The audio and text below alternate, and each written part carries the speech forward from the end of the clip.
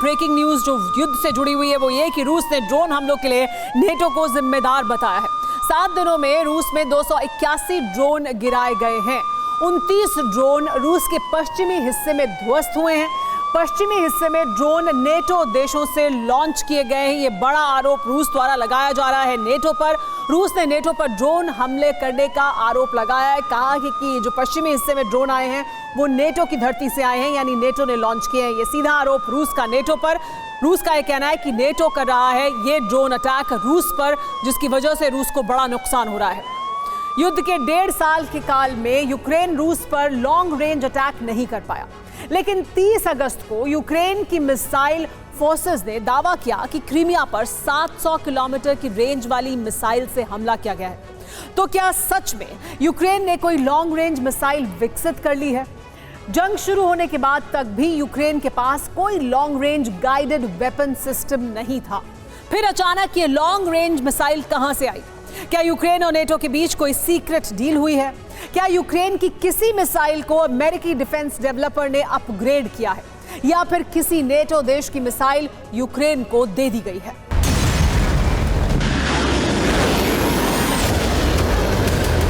युद्ध में बीते 50 घंटे इस बात के साक्षी हैं कि यूक्रेन का पलड़ा इस बार रूस से बहुत भारी है।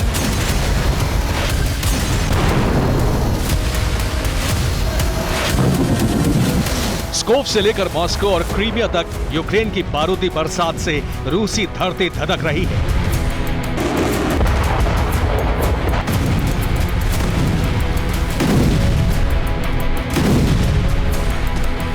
जो यूक्रेन बीते 1.5 साल में ड्रोन हमले भी कामयाबी से नहीं कर पा रहा था, उसने बीते 50 घंटे में युद्ध का स्वरूप पूरी तरह बदल दिया है।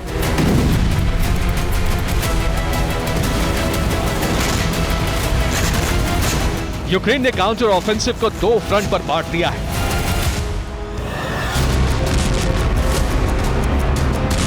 पहला फ्रंट है इन्फैंट्री और दूसरा फ्रंट है मिसाइल हमले। पहले फ्रंट पर यूक्रेन के जवान ईस्टर्न यूक्रेन के अलग अलग शहरों में जंग लड़ रहे हैं और दूसरी तरफ ईस्टर्न फ्रंट लाइन से बहुत दूर तैनात किए गए मिसाइल सिस्टम से यूक्रेन के अलग अलग शहरों पर मिसाइलें बरसाई जा रही हैं। इनका टारगेट क्रीमिया और स्कोप में रूस के सैन्य ठिकाने हैं।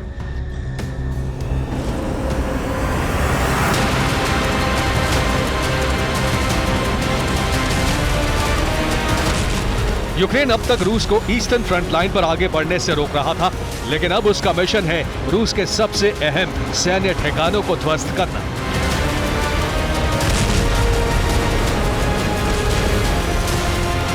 यूक्रेन को इस मिशन के लिए लॉन्ग रेंज मिसाइलों की जरूरत है जो उसके पास नहीं है।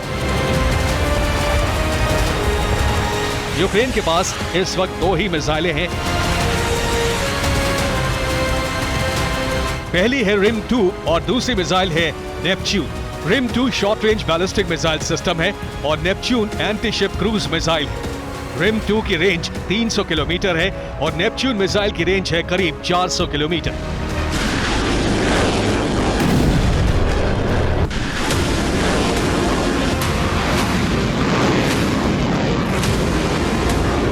यानी दुनिया की जानकारी में यूक्रेन के पास जो मिसाइलें हैं वो 400 किलोमीटर से ज्यादा दूर हमला नहीं कर सकती। लेकिन 31 अगस्त की शाम देश के नाम ज़ेलेंस्की ने जो संबोधन जारी किया, ज़ेलेंस्की ने कहा कि उनके नए हथियारों की रेंज 700 किलोमीटर है। लेकिन ज़ेलेंस्की ने जो कहा उससे भी ज्यादा बड़ी बात कही है यूक्रेन की राष्ट्रीय सुरक्षा परिषद के सचिव एलेक्सी दानिलोव ने। यूक्रेन के नए हथियारों का सफल परीक्षण हो चुका है। अब यूक्रेन 1200 किलोमीटर की दूरी से भी लंबा हमला कर सकता है। दानिलोव ज़ेलेंस्की के बयान से भी ज्यादा रेंज के हथियारों की बात कर रहे हैं।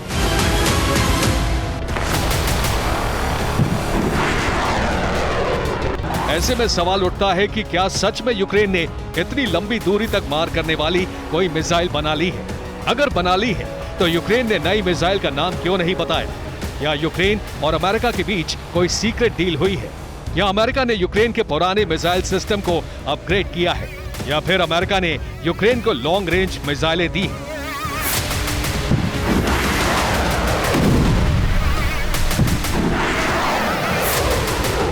रूस की तरफ से यही कयास लगाए जा रहे हैं कि यूक्रेन और नेटो के बीच कोई सीक्रेट डील हुई है और नेटो देशों की किसी मिसाइल का रूप बदलकर यूक्रेन को सप्लाई की जा रही है।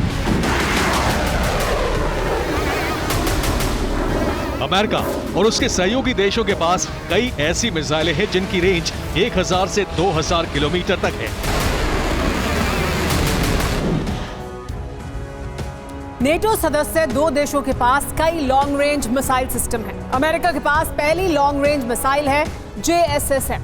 JSSM air launched cruise missile है, यानी हवा से फायर की जाती है। इसकी रेंज यानी हमला करने की क्षमता 1000 किलोमीटर तक है। दूसरी मिसाइल है AGM-86। AGM-86 भी हवा से ही टारगेट पर दागी जाती है। इस मिसाइल की मारक क्षमता 2500 किलोमीटर तक है। अमेरिका के पास तीसरी मिसाइल है टॉमहॉक क्रूज मिसाइल। टॉमहॉक एक सबसोनिक क्रूज मिसाइल है। इस मिसाइल को समंदर और जमीन से फायर किया जाता है। इसकी रेंज भी 2500 किलोमीटर है। लॉन्ग रेंज मिसाइलों वाला नेटो का दूसरा सदस्य देश है फ्रांस। फ्रांस के पास स्कैल्प नेवल मिसाइल सिस्टम है। इसको जहाज से फायर किया जाता है। इसकी रेंज 1000 से 1400 किलोमीटर तक है। फ्रांस के पास दूसरी मिसाइल है M51। इस मिसाइल से submarine launched ballistic missile system है, यानी पनडुब्बी से ये फायर की जाती है। इस मिसाइल की रेंज 8000 किलोमीटर तक है।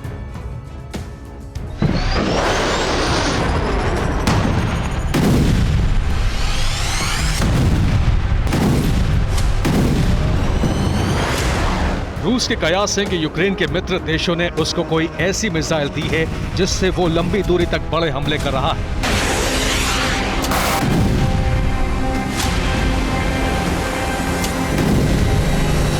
यूक्रेन अभी बाल्टिक देशों से सटे रूस के सीमाई शहरों पर हमले कर रहा है।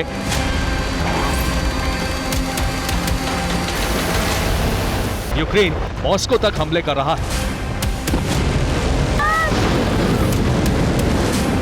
लेकिन अब यूक्रेन का दावा है कि उसकी रेंज उन रूसी क्षेत्रों तक हो गई है जो प्रशांत महासागर से सटे हुए हैं।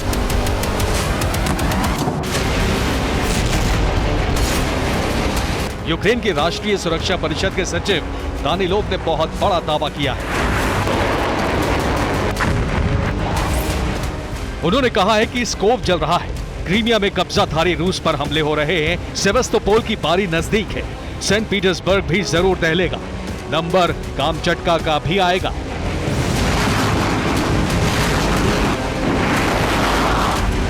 दानिलोव के बयान के आधार पर दूरी मापी जाए तो ये कयास ज्यादा मजबूत लगते हैं कि अमेरिका ने या तो यूक्रेन की किसी मिसाइल को अपग्रेड करके लॉन्ग रेंज बना दिया है या फिर उसे नाम बदलकर कोई लॉन्ग रेंज मिसाइल दे दी गई।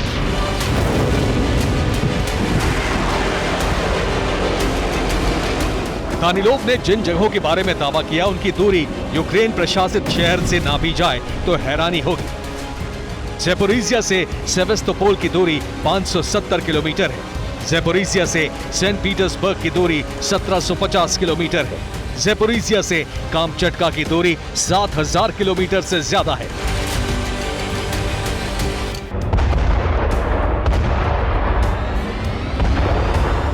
अब तक ईस्टर्न फ्रंट लाइन के एक शहर को जीतने के लिए कई महीने तक जंग लड़ने वाले यूक्रेन के पास इतनी ताकत अचानक कैसे आई कि वो रूस के उस क्षेत्र को निशाना बनाने का दावा कर रहा है जो जापान के नजदीक प्रशांत महासागर में है।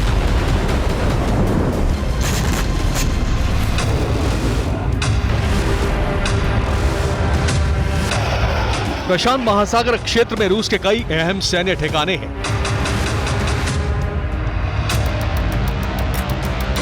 रूस ने कुरिल आइलैंड और कामचटका आइलैंड पर अपनी न्यूक्लियर तैनाती की है। कुरिल आइलैंड के नजदीक रूस की सबमरीन तैनात है और साथ ही कामचटका आइलैंड पर स्ट्रैटेजिक मिसाइलें तैनात हैं।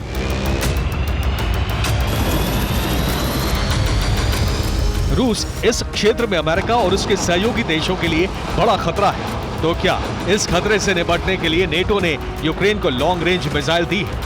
और क्या इसी दम पर यूक्रेन कामचटका का सैन्य बेस तबाह करने का दावा कर रहा है?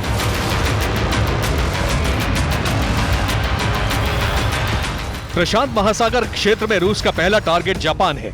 जापान में अमेरिका के 120 से ज्यादा सैन्य अड्डे हैं। रूस का दूसरा सॉफ्ट टारगेट साउथ कोरिया हो सकता है, जहां यूएस के 80 से ज्यादा मिलिट्री बेस मौजूद हैं। प्रशांत महासागर के दक्षिणी छोर पर मौजूद फिलीपींस को भी रूस की पैसिफिक फ्लीट टारगेट कर सकती है। इस इलाके में अमेरिका के 8 से ज्यादा सैन्य अड्डे हैं। सबसे अहम है पैसिफिक में मौजूद अमेरिकी मेनलैंड गुआम, जहां अमेरिका का सबसे बड़ा नेवल और एयर बेस है। इसके अलावा 52 छोटे बड़े सैन्य अड्डे हैं। अमेरिकी मेनलैंड हवाई को भी रूसी नौसेना टारगेट कर सकती है, क्योंकि हवाई के होनोलुलु में ही अमेरिकी नेवल बेस पर्ल हार्बर है। इसके साथ 143 सैन्य अड्डे हैं।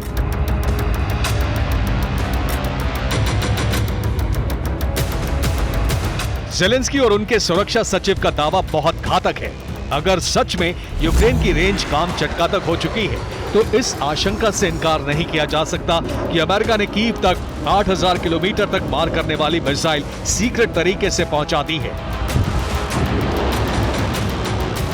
Bureau report, TV9 Bharatvarsh.